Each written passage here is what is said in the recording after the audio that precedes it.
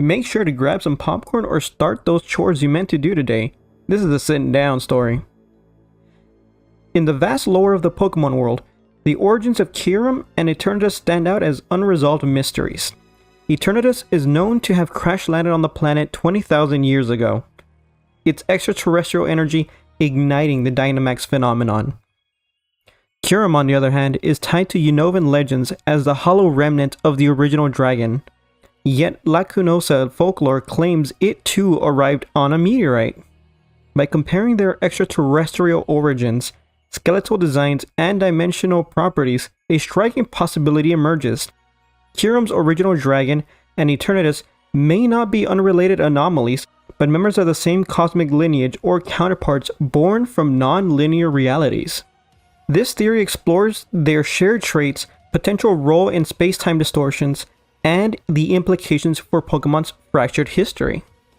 The Pokemon world is filled with legends of creators and forces that shape both space and time, yet among these beings, two stand at the pinnacle of intrigue due to their alien nature: Eternatus of Galar and Kyurem of Unova. Eternatus is described as an extraterrestrial dragon discovered within a meteorite that fell to Earth 20,000 years ago.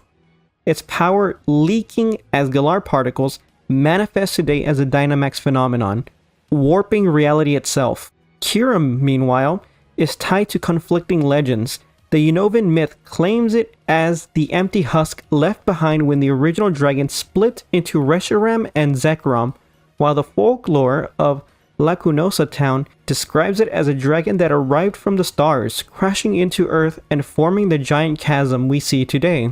These contradictions invite an important question. What if both accounts are true?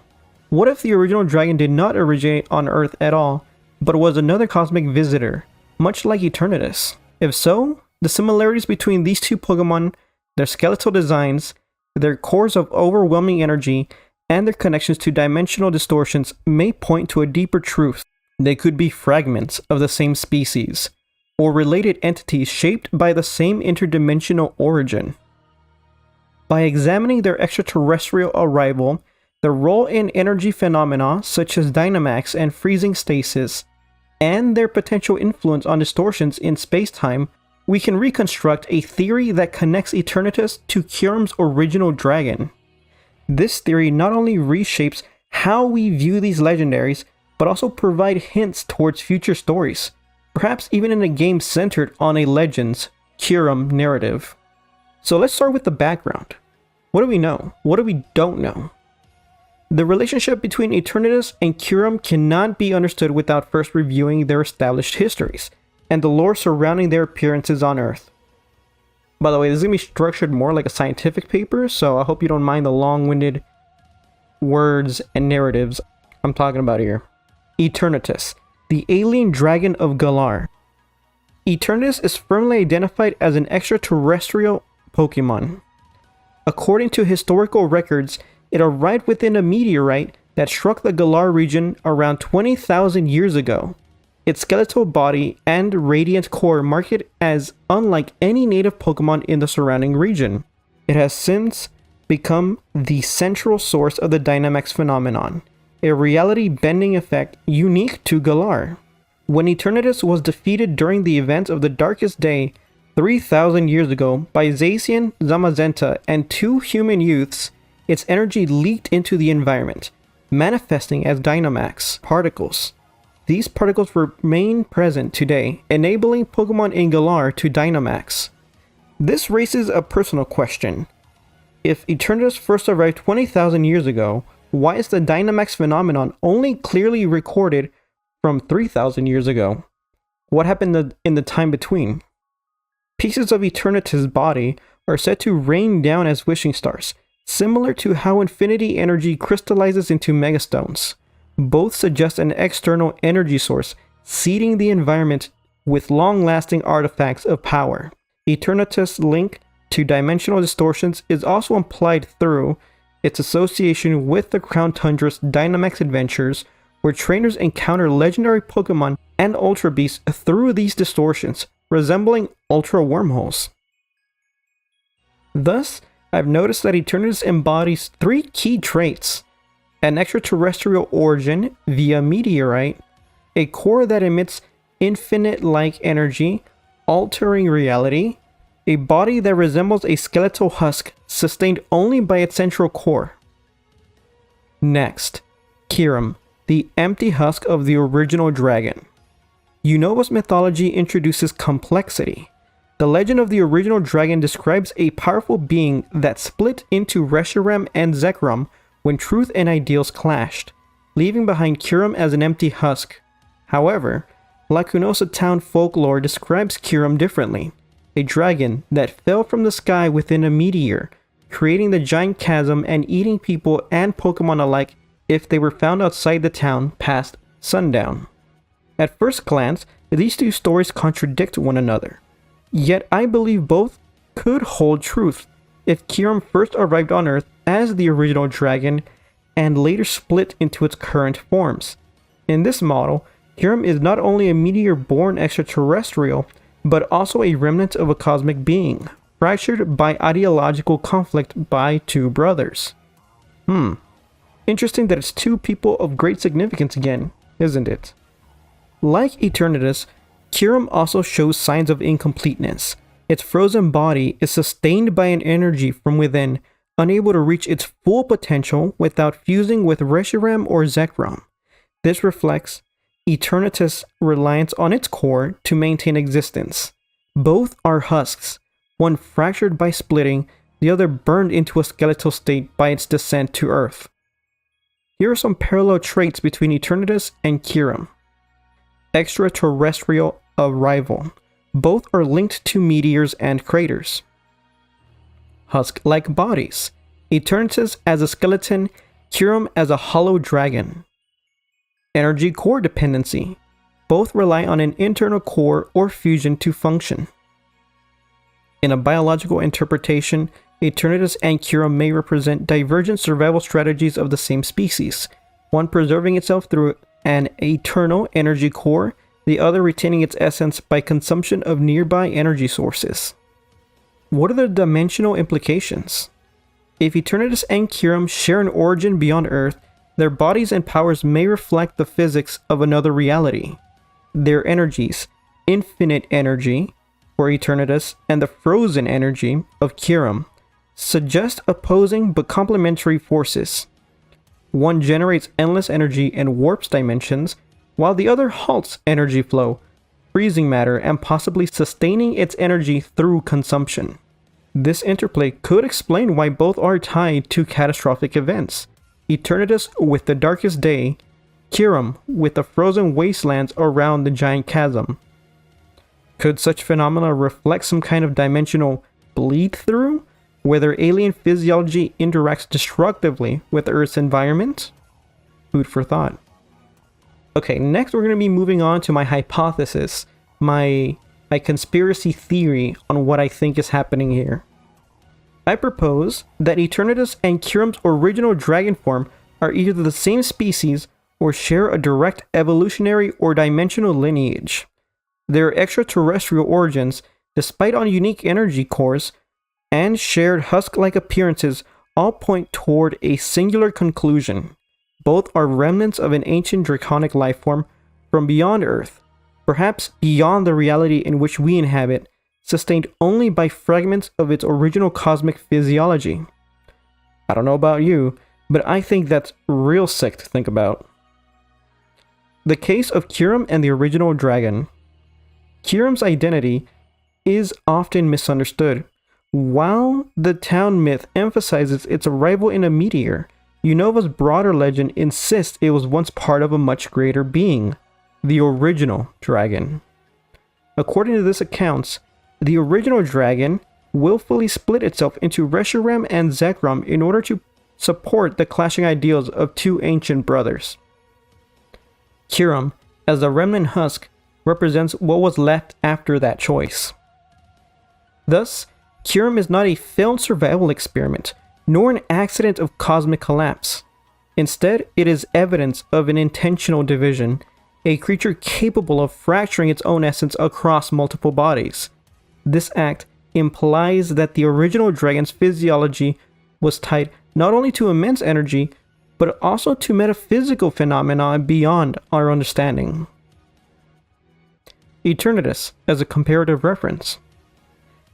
Eternatus, meanwhile, demonstrates an entirely different survival path. Rather than splitting itself, its physiology appears to have been catastrophically damaged upon entry to Earth. Its skeletal structure and hollow appearance suggest a body burned away or stripped during atmospheric entry, leaving only the skeleton and radiant core that sustains it. This would explain why Eternatus appears both incomplete and yet overwhelmingly powerful. It survives not through wholeness, but through the unending output of its infinity-like energy source. Where Kyurem fractured willfully into three entities, Eternatus survived only as a single, skeletal entity with an active core. Both paths represent two ways a cosmic dragon might persist after catastrophic displacement into a foreign dimension. So here are some core traits pointing towards this common origin I'm talking about. A meteoric arrival. Both Eternatus and Kyurem are tied to craters and meteors, marking them as extraterrestrial. A husk-like state. Kyurem is a hollow remnant. Eternatus is a skeleton. Neither appear to be their full or original form, excluding Dynamax form. Energy reliance. Kyurem requires fusion with Reshiram or Zekrom to achieve full potential, while Eternatus depends entirely on its radiant core. So what does this mean? Is this an actual shared cosmic lineage? If these parallels are accepted, then the simplest hypothesis is that Eternatus and Kyurem are connected either as members of the same extraterrestrial species or as divergent manifestations of the same dimensional archetype. In the first case, they represent two individuals of the same species who suffered different fates upon arriving to Earth. One burned into a skeletal husk yet retained its core, while the other landed intact, only later splitting its form to resolve a human conflict. In the second case, they may be distinct forms shaped by dimensional variance, similar to how Necrozma manifests differently depending on fusing with Solgaleo or Lunala, but both still result in Ultra Necrozma. Eternatus could be a scored survival of entry, while Kyurem represents a more intact but divided version of the same entity. An additional possibility, though speculative, is that Kyurem's intense sub-zero temperature abilities represent a dimensional inversion of Eternatus' endless energy output. One produces and radiates infinity energy endlessly, destabilizing local reality, while the other halts energy flow, freezing phenomena and stasis. If true, this could make them complementary opposites within the same species or archetype, like high-key and low-key toxicity. Analysis and reconstruction. My attempt at a reconstruction of the original dragon must begin with the preface that I am operating under the assumption that neither Kyurem, nor Black Kyurem, nor White Kyurem represent its true form. Instead, the overlap of the surviving remnants on these three entities provide partial evidence of what once existed. Fusion behavior is central to my interpretation. When Kyurem fuses with Reshiram or Zekrom, only some anatomical features carry over, while others remain unchanged. I believe this selective retention implies that the features common to both fusions most likely originated with the original dragon.